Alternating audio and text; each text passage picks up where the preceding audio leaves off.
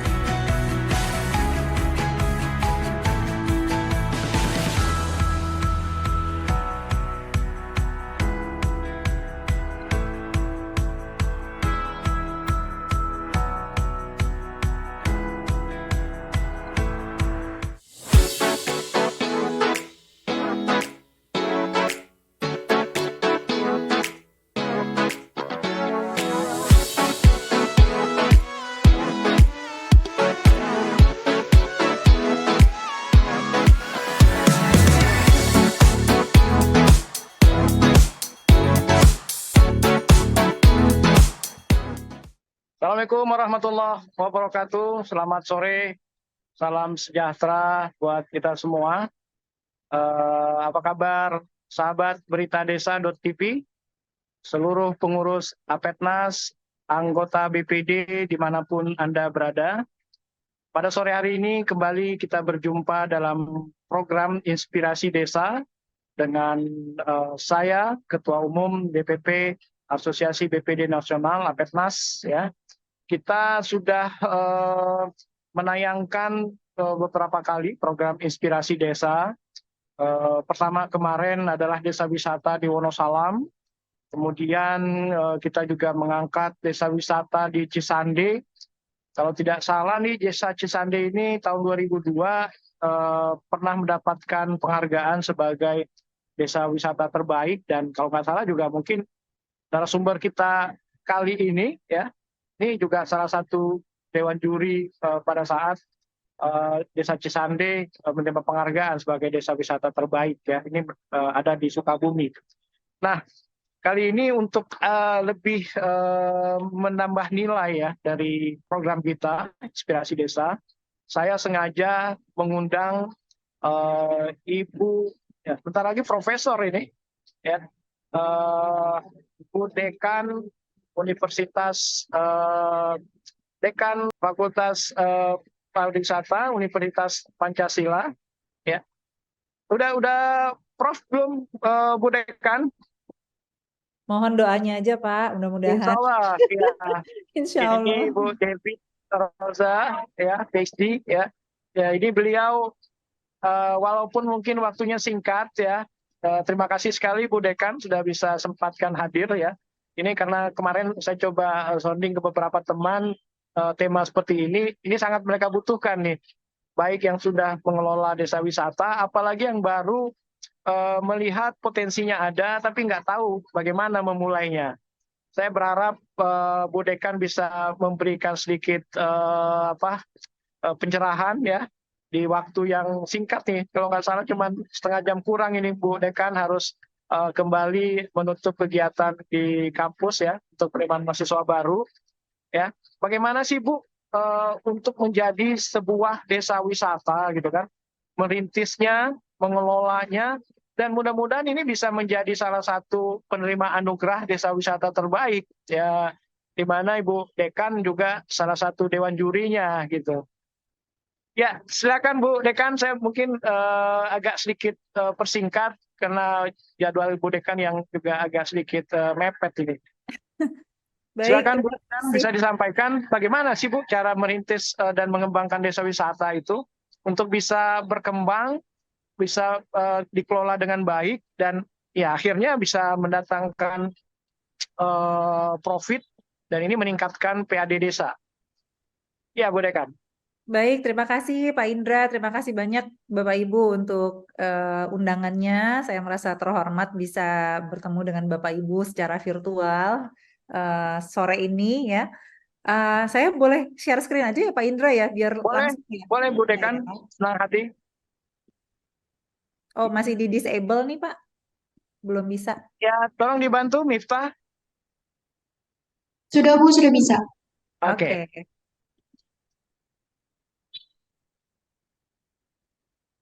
Oke, mohon maaf ini karena waktunya agak mepet nih, saya hari ini harus menutup kembali Iya PKKMB Bu. di fakultas. Oke, baik. Judul yang sangat menarik sebetulnya Pak Indra untuk tema webinar sore ini, merintis dan mengembangkan desa wisata. Sebelumnya mungkin izin ini foto-foto kami di salah satu desa binaan kami di ini di kota ya, sebetulnya di Kota Bogor. Jadi bukan, ini kampung wisata gitu. Sekilas dulu tentang saya, mungkin Pak Indra boleh ya sedikit ya. Silakan Bu. Iya, baik Bapak Ibu, seperti tadi disampaikan, tahun lalu saya adalah juri profesional Anugerah Desa Wisata Indonesia tahun 2022 dari Kementerian Pariwisata dan Ekonomi Kreatif bersama dengan Bapak Ibu praktisi maupun akademisi lainnya. Untuk pekerjaan saat ini saya dosen di Fakultas Pariwisata Universitas Pancasila yang juga ditugaskan sebagai dekan ya saat ini di fakultas tersebut. Ini sudah tahun ke-9, jadi sudah cukup lama ini jadi dekan. Dan untuk pendidikan, latar belakang pendidikan saya S1 dari Universitas Padjadjaran Bandung, manajemen di FEB di sana, kemudian Master of Tourism Management dari Curtin University di Perth, Australia, dan PhD in International Development di Nagoya University, Jepang. Mungkin yang lain-lainnya ada di sini beberapa keterlibatan saya di beberapa kegiatan nasional maupun internasional, termasuk menjadi visiting professor di Universitas de Girona, Spanyol ya, secara luring ya, jadi secara hadir secara fisik di sana tahun 2021. Ini beberapa desa Pak Indra yang kita dampingi saat ini. Organisasi kami masih kecil Bapak Ibu, Fakultas Pariwisata UP, kira-kira usianya hampir 15 tahun ya. Namun dengan berbagai macam dinamikanya gitu ya. Kami fakultas ini isinya orang-orang muda, alhamdulillah yang sangat energik. Dan saat ini kami mendampingi 4 desa ini ya. Yang pertama ini adalah mungkin yang paling sebelah kanan ya. Ini adalah Kampung Mulia Harja yang tadi ada di cover ya. Ini tema kita tahun lalu adalah pengembangan wisata agroheritage. Jadi ini adalah satu desa yang sawahnya masih tersisa di Kota Bogor. Kami melakukan kegiatan ini dengan dana dari Kemdikbudristek melalui matching fund Kedaireka yang kami peroleh melalui kompetisi tingkat nasional. Ini sudah selesai proyeknya dan sekarang kami meneruskan dengan biaya dari kami sendiri untuk pengabdian pada masyarakatnya. Untuk yang di sebelah kiri, Desa Cibubuan, Sumedang, ini sedang kami dampingi sama dengan dana Kementerian Dikbudristek juga melalui program hibah yang sama, yaitu Kedaireka. Alhamdulillah dipercaya lagi ya, ini juga melalui kompetisi dan seleksi yang ketat. Kemudian yang di bawah, ini Pulau Kelapa, ini sudah cukup lama kita dampingi, sudah cukup lama tapi terputus oleh pandemi gitu. Dan alhamdulillah Desa Wisata Pulau Kelapa ini masuk 75 besar Anugerah Desa Wisata Indonesia tahun 2023 ini ya. Jadi kami kemarin mendampingi juga saat penjurian di sana, dosen dan mahasiswa kami mendampingi masyarakat ya untuk menyiapkan segala sesuatunya, dan alhamdulillah predikat yang diperoleh Desa Wisata Pulau Kelapa dari Kepulauan Seribu ini adalah 10 desa dengan homestay terbaik ya kemarin di 75 besar. Kemudian yang keempat adalah Desa Hambalang di Kabupaten Bogor. Ini wilayahnya di Sentul-Sentul aja nih Pak, kalau ini Hambalang ya. Iya, iya. Ini kami terutama mendampingi untuk pengembangan wisata religi dan wisata sport ya, sports tourismnya. Dan kami melakukan ini waktu itu dengan dana hibah riset desa dari Kementerian Dikbud juga bekerja sama dengan LPDP. Begitu Pak. Jadi untuk kami saat mendampingi desa memang kita upayakan agar kita bisa memperoleh support ya dari lembaga eksternal dari universitas, karena dengan begitu ruang kami lebih leluasa untuk mencurahkan sumber daya ke desa-desa ini. Begitu. Iya, iya. Kemudian ini Bapak Ibu mengenai desa wisata di Indonesia ya. Jadi saat ini yang tercatat ini ada 7.275. Kalau di Jadesta tadi saya sampaikan ada sekitar 4.000-an ya. Ini mungkin didata oleh Kementerian Desa. Jadi Kementerian Desa dan PDTT ini mendata ada 7.275 desa wisata di seluruh Indonesia ya, dengan berbagai tingkatannya ya, karena ada tingkatan mandiri, kemudian maju, kemudian di bawahnya ada berkembang, dan di bawahnya lagi ada rintisan. Nah, itu dari sisi desa wisatanya. Namun untuk Kementerian Desa sendiri dia punya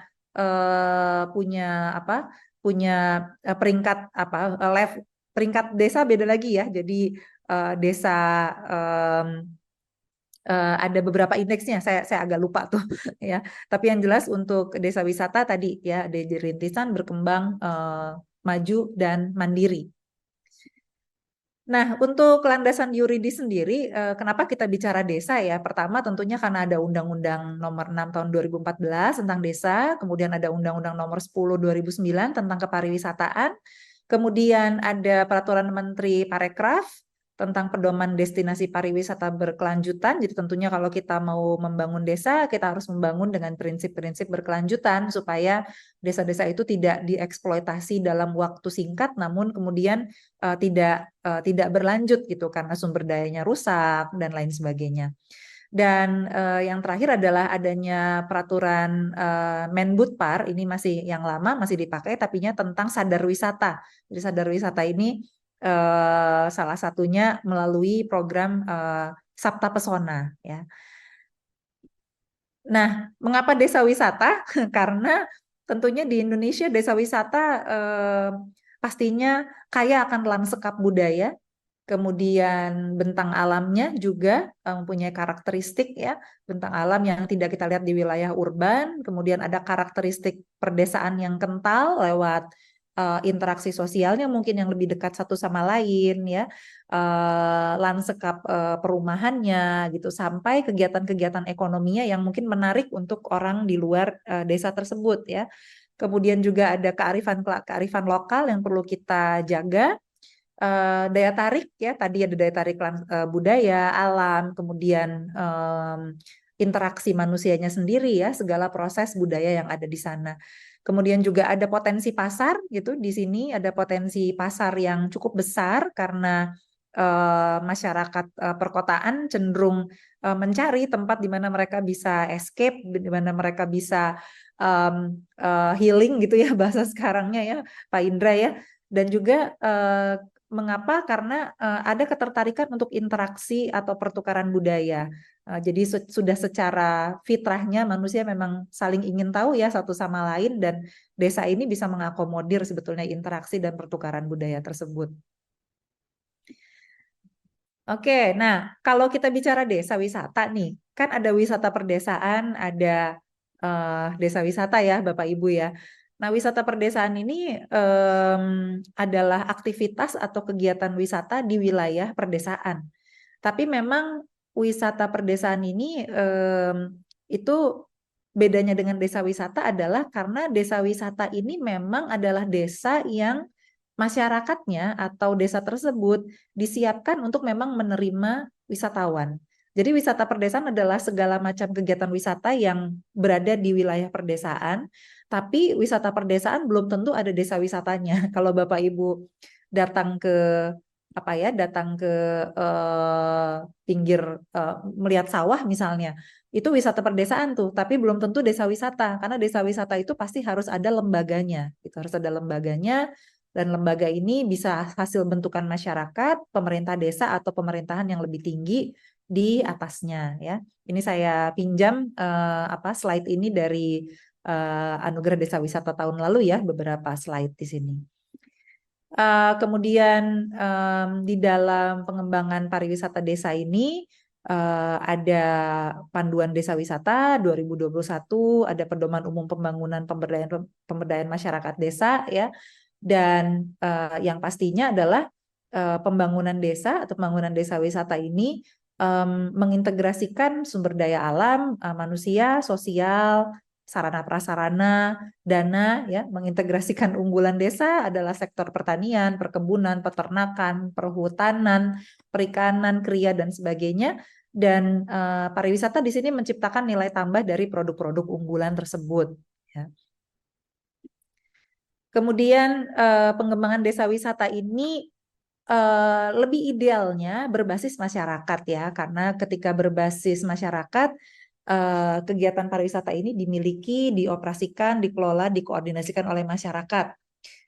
Idealnya begitu, tapi untuk menuju ke sana memang ada hal-hal yang perlu kita perhatikan ya, hal-hal yang perlu kita perhatikan dan juga ada kekompakan yang perlu dibangun ya, kohesi sosial yang perlu kita bangun supaya pengembangan desa wisata ini bisa bottom up ya, dan bisa berdasarkan keinginan dari masyarakat itu sendiri, karena tidak semua desa ingin ada wisata di desanya ya Pak Indra ya, tentunya ya itu adalah pilihan untuk masyarakat desa.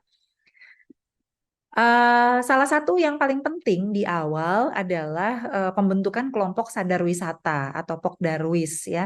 Nah saat ini hibah kedai reka yang kami terima untuk Desa Cibubuan di Sumedang ini masih fokusnya adalah untuk membentuk kelompok sadar wisata. Jadi kami hadir di sana untuk mendampingi teman-teman desa di dalam membentuk kelompok sadar wisata mereka sendiri yang nantinya akan menjadi cikal bakal pengelola desa wisata Cibubuan. Karena mereka belum punya.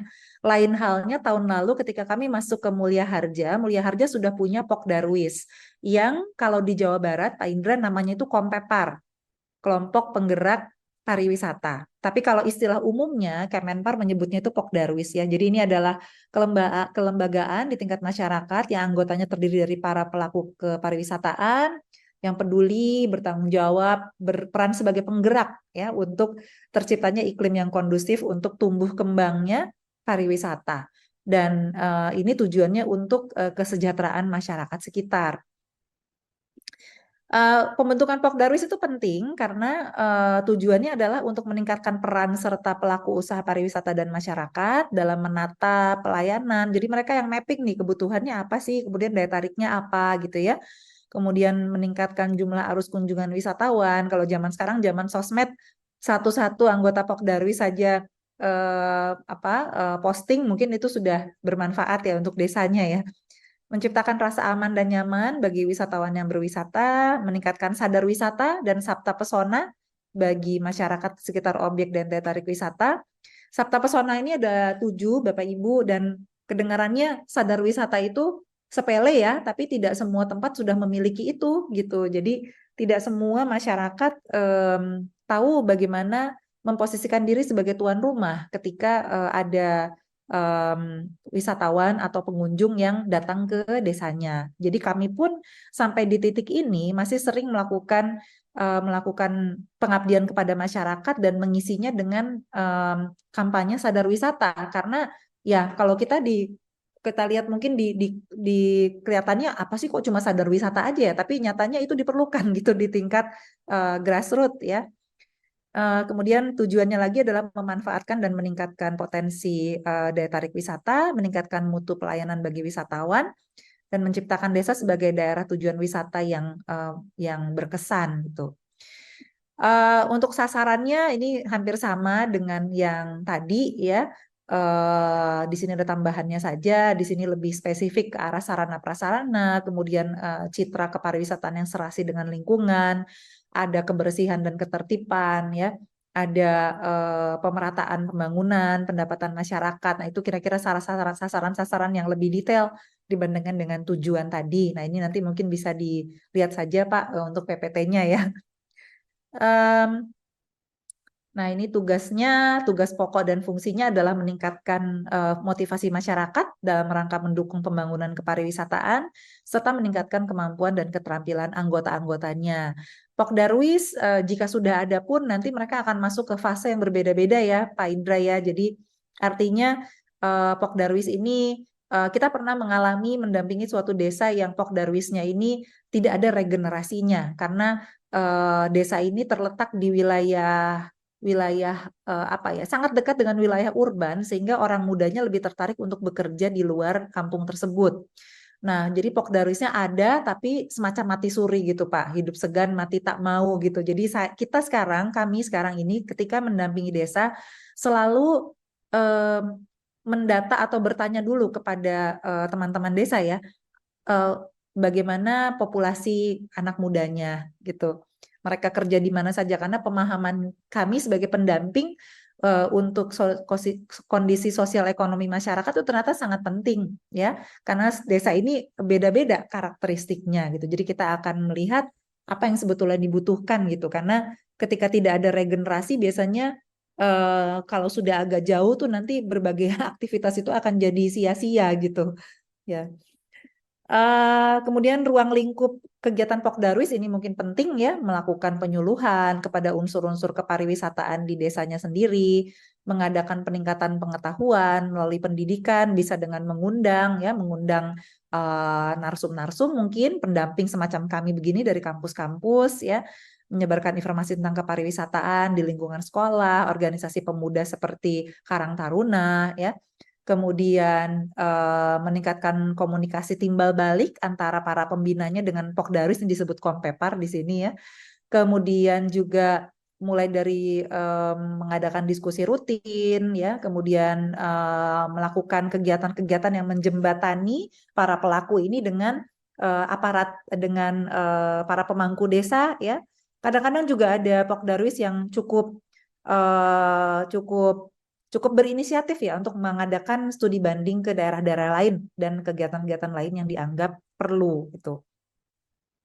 Nah, beranjak dari Pokdarwis, kita masuk ke prinsip ya. Jadi prinsip pariwisata berkelanjutan yang ini sangat penting sebenarnya untuk desa, walaupun pariwisata berkelanjutan ini tidak murni melulu harus untuk desa. Jadi sebetulnya pariwisata dimanapun ya harus seperti ini prinsipnya gitu. Jadi memperhitungkan dampak ekonomi, sosial, lingkungan saat ini dan masyarakat, memenuhi kebutuhan pengunjung, industri, lingkungan, dan masyarakat setempat ya, serta dapat diaplikasikan ke semua bentuk aktivitas wisata, termasuk kalau di kota nih wisata urban gitu. Jadi jangan kita mengeksploitasi habis-habisan di depan, kemudian kita sudah tidak punya modal lagi untuk berlanjut, jadi sudah rusak lingkungannya, sudah rusak budayanya, itu yang tidak kita inginkan gitu. Dan desa memang bukan tempat yang untuk dikunjungi orang banyak seperti mass tourism ya, pariwisata massal gitu.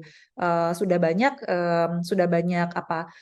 pelajaran dari desa-desa, misalnya desa Ngelanggeran ya, ada di Gunung Kidul. Kami bermitra juga dengan Ngelanggeran, kami terlibat di dalam perencanaan pariwisata Ngelanggeran yang akan diadopsi ke dalam perdesnya.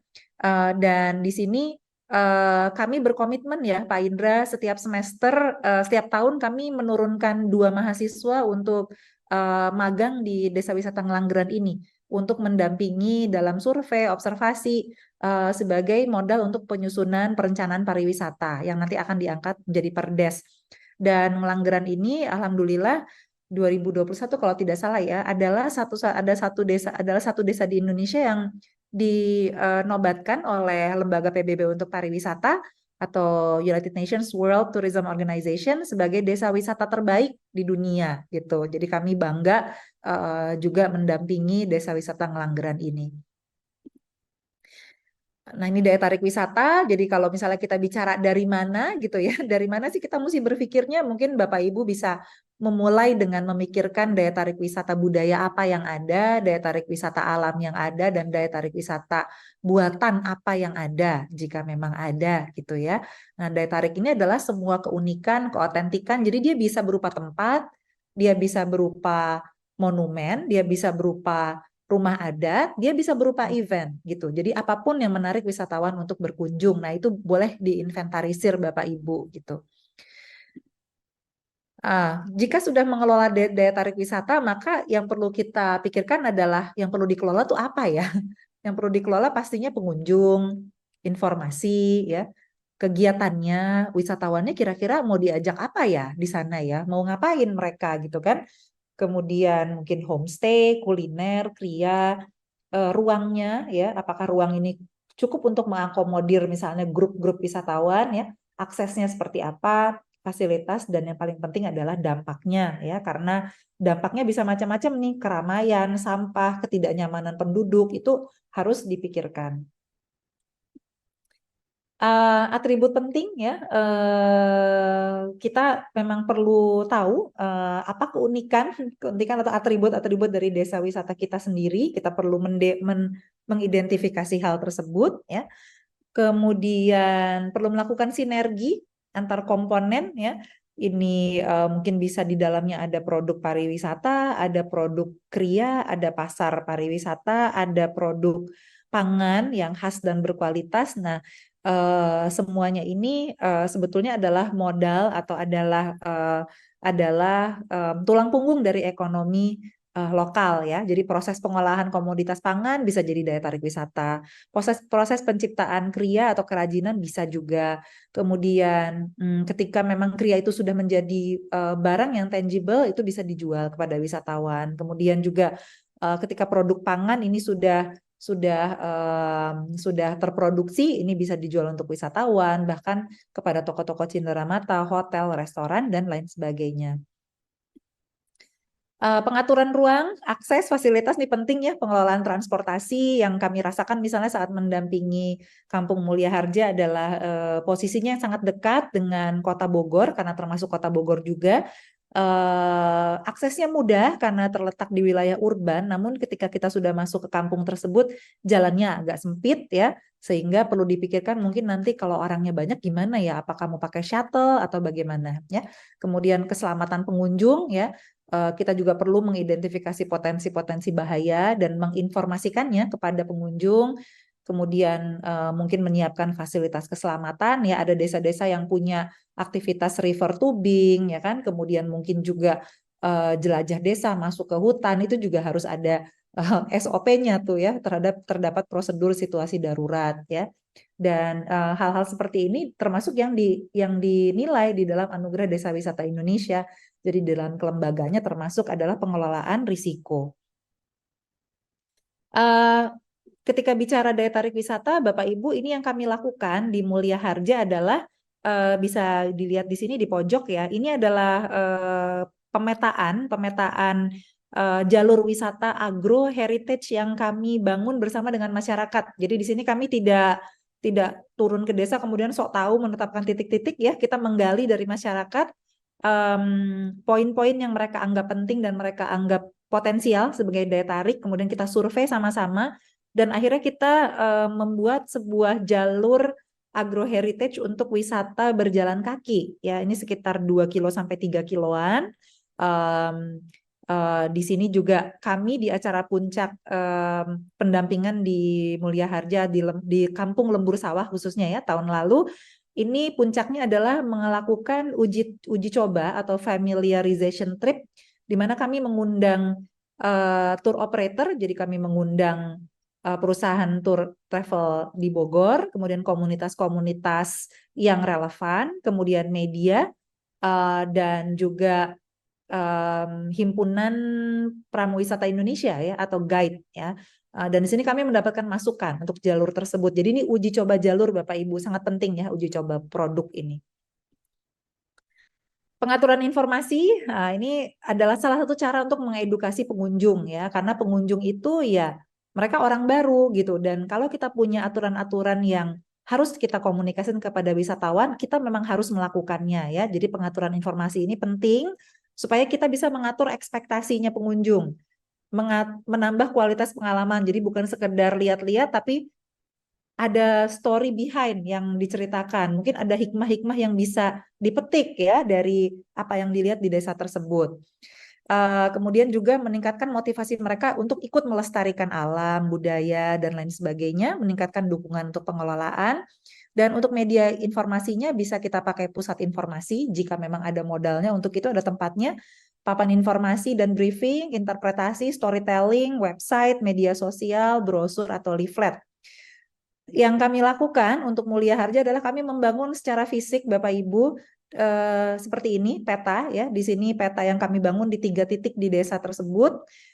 Peta ini cukup besar ya, di mana di sini ada semacam ceritanya. Apa sih ini kebun talas, kemudian ada wilayah yang ada obat-obatan herbal seperti itu. Kami juga mendokumentasikan panduan, mendokumentasikan story-story tadi di dalam panduan interpretasi untuk guide lokal. Jadi ini kami buat modulnya. Itu salah satu output kami karena budaya kita biasanya budaya lisan ya Bapak Ibu ya, budaya lisan tidak terdokumentasikan. Nah, kami justru di sini hadir untuk mendokumentasikan dalam bentuk buku, at least PDF, dan juga ada yang dicetak supaya teman-teman desa tuh punya pegangannya gitu ya, cerita dengan bukan bahasa yang sama ya, ceritanya sama, tidak beda-beda antara satu guide dengan guide lainnya, dan bermanfaat juga untuk pelestarian budaya desa itu sendiri karena didokumentasikan di dalam tulisan. Kita juga membuat modul komunikasi. Di sini kami waktu itu membuat berbagai video. Jadi tim matching fund di Lembur Sawah Mulia Harja ini dipimpin oleh saya sendiri dari Fakultas Pariwisata. Anggotanya dosen-dosen dari Fakultas Pariwisata, Ilmu Komunikasi dan Manajemen. Nah, untuk yang dari komunikasi ini kami membuat berbagai macam video promosi Bapak Ibu dan kita membuatkan modul komunikasinya. Jadi misalnya hashtagnya apa sih? Kemudian ketika setahun itu program promosinya seperti apa? Kapan harus memunculkan video yang ini? Kapan yang itu gitu ya? Kemudian video dan segala macamnya ini mempunyai message yang sama gitu sehingga ada kesan yang bisa kesan yang seragam gitu ya. Kemudian ini adalah produk penganan lokal ya yang kita kembangkan dan ini dibantu oleh dosen-dosen manajemen. Di sini kami juga membuatkan brandingnya sampai mendaftarkan punya izin edar PIRT ya. Jadi kegiatannya sangat implementatif ya Bapak Ibu untuk kegiatan pendampingan tersebut. Teknologi, banyak desa-desa yang sudah memanfaatkan teknologi ya. Jadi ada yang sudah punya sistem booking atau tiket yang terpusat ya, misalnya bekerja sama dengan Aturin ya, sebuah startup teknologi di dunia pariwisata. Ada yang seperti Ngelanggeran itu sudah punya semacam area network sendiri ya mereka. Jadi kalau ada yang beli tiket masuk di Visitor Information Center, tidak perlu lagi ketika ada di bendungannya tidak perlu membeli lagi gitu, tapi data itu masuk semua ke dalam server yang sama gitu. Jadi teman-teman desa juga sudah sangat inovatif sebenarnya di dalam menggunakan teknologi. Homestay ya. Nah, homestay ini diyakini punya manfaat yang positif ya untuk pengembangan ekonomi lokal dengan berbagai macam karakteristiknya tentunya di sini. Prinsip homestay ini biasanya dimiliki oleh masyarakat, dikelola masyarakat, menyediakan fasilitas untuk tidur, makan, minum dan lain sebagainya. Kemudian prinsipnya adalah bersih, aman, nyaman ya. Ini ada sendiri ini homestay-nya, pedoman homestay. Dan saya kira kayaknya sumber daya manusia. Nah, ini penting nih. Pembagian peran, tugas, waktu. Kalau sudah punya Pokdarwis, ini memang harus dilakukan nanti ya. Jadi untuk homestay juga di dalamnya ada fungsi koordinasi. Walaupun homestay banyak yang one man show juga Bapak Ibu ya. Jadi misalnya hanya suami dan istrinya nggak apa-apa. Tapi yang jelas fungsi-fungsi ini, administrasi, keuangan, perawatan ya, ini harus ada biasanya di homestay tersebut. Ketika tamu pengen kemana, mereka at least bisa menjelaskan ya gimana aksesnya, kemudian bagaimana menuju ke sana, ada apa di sana, mereka bisa menceritakan kepada wisatawan. Jadi di sini juga kemampuan komunikasi teman-teman desa itu harus kita bangun memang gitu, dan memang tugasnya orang-orang universitas ya seperti kami ya begitu gitu, mendampingi dari misalnya dari kurang bisa menjadi bisa gitu, seperti itu. Nah, mungkin itu Pak Indra dari saya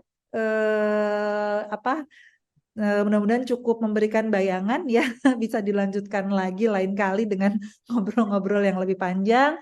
Terima kasih Bapak Ibu, saya sampaikan. Wassalamualaikum warahmatullahi wabarakatuh. Waalaikumsalam warahmatullahi wabarakatuh. Bu, Dekan sampai jam berapa? Bu, saya lihat udah beberapa chat langsung ke saya minta mau tanya, tapi saya pikir Ibu Dekan pasti waktunya mepet sekali. Iya Pak, saya kayaknya Nggak apa-apa. 3 menit lagi sudah harus naik ke atas ini Pak. Oke, oke Bu. Iya. Kelihatannya ini menarik Bu, menarik sekali ya. Tadi ada beberapa WA, kayaknya nih banyak yang mau ditanyakan ke Bu Dekan nih. Tapi saya wakili aja nih untuk ngisi 3 menit aja. Bu Ya. Dekan, bagaimana caranya untuk teman-teman yang mau mengembangkan desa wisata untuk mendapat pendampingan? Apakah ini langsung berhubungan dengan Universitas Pancasila, Fakultas Farmasi, atau memang harus ada penunjukan dari kementerian, Bu? Itu pertama. Yang Kalau kedua, ya siapa? ya, yang kedua dari sisi itu, Bu, ya, dari sisi permodalan gitu kan. Ini banyak teman-teman di desa-desa, dia punya objek wisata, air terjun, segala macam yang menarik ini kan. Tapi untuk memulainya, mereka berpikir, ini gimana? Itu karena rata-rata juga milik pribadi ya. Nah, kemudian selanjutnya nanti mungkin kelihatannya Ibu Dekan harus bisa kita undang lagi nih yang agak detail, Bu. Itu pertanyaan, 2 pertanyaan untuk ngisi 3 menit Ibu, Bu. Baik, baik. Terima kasih Pak Indra dan Bapak Ibu semua. Alhamdulillah kalau tadi dirasa cukup memberikan manfaat ya. Eh, Kalau untuk pendampingan ini kebetulan untuk pendampingan saya rasa sih yang paling baik adalah bekerja sama dengan kampus-kampus di lokasi Bapak Ibu ya, Bapak Ibu ya. Jadi apabila ada kampus-kampus yang mungkin punya kegiatan, pasti semua kampus punya kegiatan pengabdian pada masyarakat kan. Ini mungkin kalau bisa terjalin komunikasi kelihatannya lebih baik gitu, karena kami pun mendampingi yang kami rasa kami mampu komitmen gitu Pak, karena apa ya, sekali kita mengatakan akan mendampingi ya kita akan berusaha mendampingi sampai memang desa itu siap ketika kita exit gitu kan. Nah, itu sebabnya kenapa kami bukan membatasi ya, sesuai dengan kemampuan kami tadi, kami komitmen kepada yang ini gitu. Jadi programnya sudah tertata gitu. Nah, jadi paling baik adalah melakukan komunikasi dengan kampus-kampus sebetulnya gitu. Eh, saya melihat juga beberapa misalnya beberapa ajuan ya atau input di jaringan desa wisata yang masuk ke Kemenparekraf ternyata banyak yang didampingi oleh anak-anak muda lulusan sarjana pariwisata gitu ya. Jadi orang-orang yang mau gitu turun ke desa untuk membantu teman-teman gitu. Kemudian yang kedua mengenai modal. Ini memang menarik nih bicara masalah modal ini. Perjalanan desa itu macam-macam Pak. Jadi ada yang memang berawal dari milik pribadi, kemudian ketika kegiatan itu bergulir ke area yang lebih luas, ini kemudian dibentuklah Pokdarwis itu ya, supaya ketika keluar dari wilayah yang tadi, area-area apa, misalnya wilayah yang lokasi yang milik pribadi tadi, masih ada yang mengelola gitu Pak ya. Ada juga yang memang desanya dengan dana desa ini komitmen untuk mengembangkan sesuatu gitu ya. Kalau nggak salah desa Ponggok seperti itu ya. Jadi Iya, Desa Bongko. ya seperti itu. Jadi memang dana desanya memang di komitmen untuk dicurahkan ke arah sana gitu. Jadi ada juga yang anak-anak muda idealis gitu. Kemudian mereka ya macam-macam ya caranya. Ada yang iuran, ada yang apa. Kemudian mulai merintis ya poin-poin yang bisa didatangi gitu. Jadi kalau bicara tentang modal, memang yang paling baik adalah menurut saya ya melihat potensi kita sendiri gitu dan merembukannya dengan teman-teman di desa sendiri, karena cerita satu desa dengan desa lainnya tuh bisa sangat berbeda tuh Pak gitu. Jadi nggak bisa Iya, digeneralisir iya, ya iya, seperti itu. betul. Iya. Iya, iya. Bu Dekan terakhir, Bu Dekan. ini Siap, Bapak. kena Bu Dekan ya, Fakultas Pariwisata Universitas Pancasila juga saya dengar banyak sekali tadi yang sudah berhasil didampingi dan mendapatkan anugerah desa wisata terbaik ya. Bisa sedikit kasih gambaran Bu, berapa sih omset desa wisata yang pernah Ibu dampingi sekarang ini ya menghasilkan PAD cukup besar buat desa setempat Bu, buat motivasi teman-teman ini. Baik. Iya, kalau yang 4 tadi, kalau yang Hambalang ya Pak ya, Hambalang itu dari segi usaha kan memang mereka banyak usaha pribadi ya, jadi sepertinya banyak restoran-restoran yang milik pribadi itu. Saya rasa itu omsetnya besar walaupun saya tidak tahu berapa ya. Untuk Cibubuan ini kita baru mulai. Kemudian yang saya mungkin punya datanya itu sebagai gambaran saja ya Pak ya. Gambaran itu Ya. yang justru sebetulnya Ngelanggeran yang tadi tidak saya masukkan ke dalam gambar yang 4 itu, tapi kami mendampingi anak-anak magang kami terjunkan ke sana dan kami terlibat di dalam perencanaan pariwisatanya bersama dengan LSM Indonesia Ecotourism Network. Dia sekarang tidak fokus kepada kuantitas wisatawan. Jadi pernah 1 tahun dia memperoleh 3,5 M ya, 3,5 miliar omsetnya dengan wisatawan yang bukan mengejar kuantitas gitu, tapi mengejar kualitas. Kualitasnya adalah oke. Udah mau dipanggil. Iya Bu, ya. Jadi di sini mereka menekankan kepada length of stay, Pak. Jadi length of stay itu masa tinggal gitu ya, yang lama dan juga spending gitu. Jadi wisatawan nggak apa-apa, nggak usah banyak karena masyarakat desa juga suka kewalahan ya, kalau ada orang banyak itu belum tentu senang juga Pak ya kan. Nah, tapi dengan produk yang tertata, kemudian masa tinggal yang lama, ternyata omset bisa lebih besar gitu. Jadi seperti itu Pak gambarannya. Baik Bu Dekan, ya Prof. Devi, terima kasih Terima banyak. kasih. Amin ya rabbal alamin, saya aminkan dulu aja. Terima kasih Bu, waktu sangat-sangat singkat dan sangat bermanfaat buat teman-teman. Saya berharap Bu Dekan nanti pada waktunya juga bisa akan kembali memberikan inspirasi buat teman-teman anggota BPD yang memang sehari-hari berkecimpung di desa-desa Bu, untuk bagaimana mengembangkan desa wisata. Sekali lagi terima kasih Bu Dekan atas waktunya. Terima kasih juga Pak Indra dan Sukses. Bapak Ibu untuk Sukses terus buat Fakultas Pariwisata Universitas Pancasila Bu, yang selalu bersedia untuk mendampingi teman-teman di desa untuk mengembangkan desa wisata terbaik. Sekali lagi Bu Dekan, terima kasih banyak. Salam, selamat bertugas. Terima kasih, salam pariwisata, salam sehat Bapak Ibu. Salam sehat, assalamualaikum warahmatullahi wabarakatuh. Waalaikumsalam warahmatullahi wabarakatuh. Terima kasih. Saya izin live ya Pak. Maaf. Iya, terima kasih Bu. Terima kasih.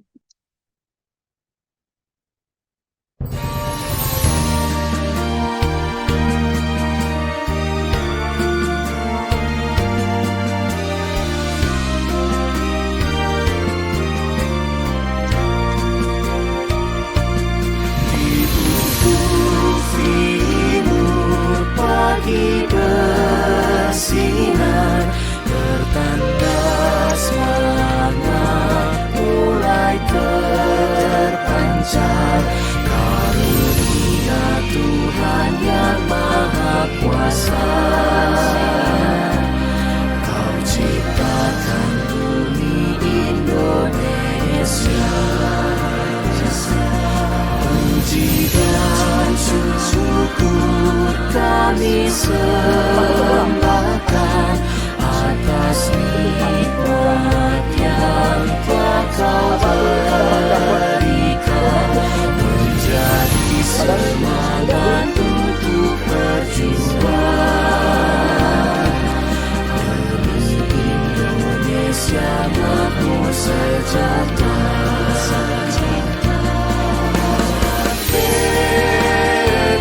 Membangun